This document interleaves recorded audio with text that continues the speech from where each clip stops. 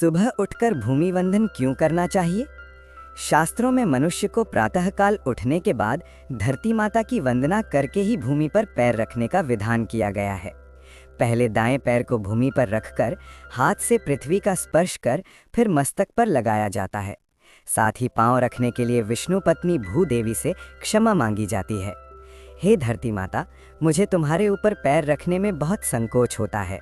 तुम तो मेरे भगवान की शक्ति हो। भूमि वंदना का मंत्र इस प्रकार है। समुद्र वसने देवी पर्वत स्तन मंडिते विष्णु पत्नी नमस्तुभ्यम पाद स्पर्शम क्षमस्व में।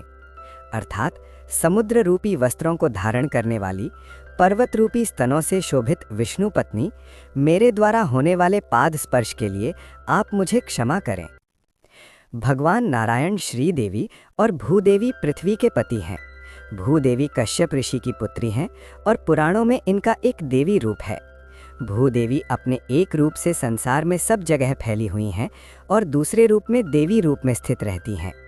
कश्यप ऋषि की पुत्री होने से ये काश्यपी, स्थिर रूप होने से स्थिरा, विश्व को धारण करने से विश्वम्भरा, अनंत रूप होने से अनंता और सब जगह फैली होने से पृथ्वी कहलाती हैं।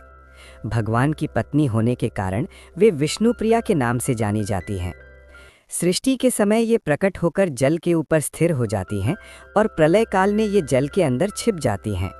वाराह कल्प में जब हिरण्याक्ष दैत्य पृथ्वी को चुराकर रसातल में ले गया, तब भगवान श्रीहरि हिरण्याक्ष को मारकर रसातल से पृथ्वी को ले आए और उसे जल पर इस प्रकार रख दिया मानो तालाब में कमल का पत्ता हो। इसके बाद ब्रह्मा जी ने उसी पृथ्वी पर सृष्टि रचना की। उस समय वाराह रूपी धारी भगवान श्रीहरि ने सुंदर देवी के रूप में उपस्थित भूदेवी का वेद मंत्रों से पूजन किया और उन्हें जगत पूज्य होने का वरदान देते हुए कहा कि तुम सबको आश्रय प्रदान करने वाली बनो। देवता, सिद्ध, मानव, दैत्य आदि से पूजित होकर तुम सुख पाओगी। गृह प्रवेश, गृह निर्माण के आरंभ, वापी तालाब आदि के निर्माण के समय मेरे वर के कारण लोग तुम्हारी पूजा करेंगे। इसके बाद त्रिलोकी में पृथ्वी की पूजा होने लगी। भूमि वंदना क्यों करनी चाहिए? नींद से उठने के बाद चूंकि हमें बिस्तर से उतरकर आगे के कार्यों के लिए भूमि पर पांव रखना पड़ेगा, और कौन मनुष्य ऐसा होगा जिसे अपनी माता के ऊपर पैर रखना अच्छा लगेगा? इसी विवशता के कारण सबसे पहले भूमि वंदना कर उन पर पांव रखने के लिए विष्णु पत्नी भूदेवी से क्षमा मांगी जाती है। पृथ्वी माता ने सबको धारण कर रखा है, अतः वे सभी के लिए पूज्य और वंदन आराधन के योग्य हैं। वे न रहें या उनकी कृपा न रहे तो सारा जगत कहीं भी ठहर नहीं सकता है। पृथ्वी माता धैर्य और क्षमा की देवी हैं।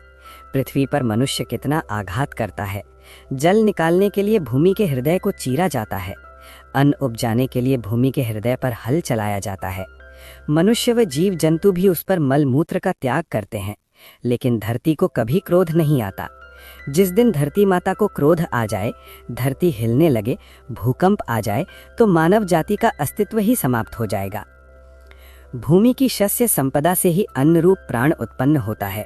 साथ ही भूमि के हृदय में अनंत ऐश्वर्य जैसे हीरा, पन्ना, रूबी, नीलम, सोना, लोहा, तांबा और न जाने कितनी धातुएं रहती हैं जो वे हमें प्रदान करती हैं।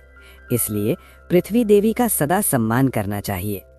कुछ चीजें जो भूदेवी की मर्यादा के विरुद्ध हैं वो नहीं करनी चाहिए, जैसे दीपक, शिवलिंग, देवी की मूर्ति, शंख, यंत्र, शालिग्राम का जल, फूल, तुलसी दल, जपमाला, पुष्पमाला, कपूर, गोरोचन, चंदन की लकड़ी, रुद्राक्षमाला, कुश की जड़, पुस्तक और यज्ञोपवीत, इन वस्तुओं को कभी भी भूमि पर नहीं रखना चाहिए। ग्रहण के अवसर पर भूमि को नहीं खोदना चाहिए।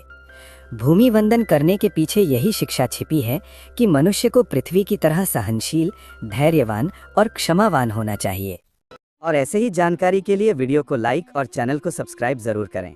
धन्यवाद।